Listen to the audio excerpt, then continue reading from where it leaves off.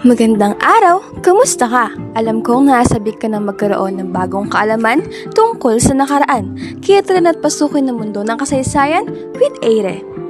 Noong June 21, 1915, isinilang si Cesar Fernando Basa sa Isabela, Negros Occidental.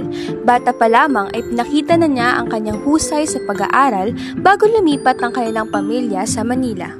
Nag-aral siya sa Ateneo de Manila University kung saan kumuha siya ng kursong chemistry at nagtapos ng may karangalan.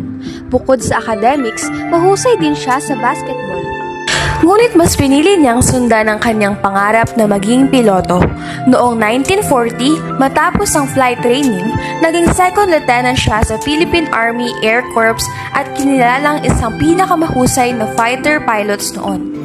Noong December 12, 1941, matapos ang isang reconnaissance mission, biglang tumunog ang air raid siren bilang babala sa pagdating ng Japanese bombers.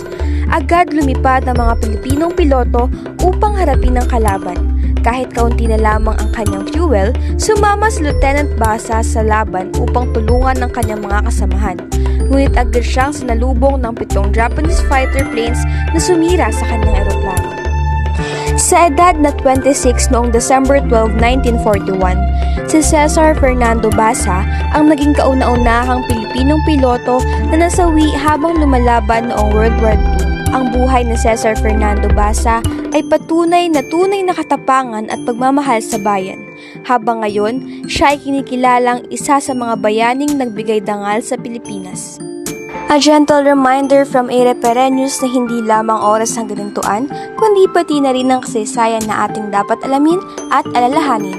We hope you enjoy watching this video about what happened this day in our history. Don't forget to tune in to our next videos and follow our club social media accounts. See you again in our history with Aire.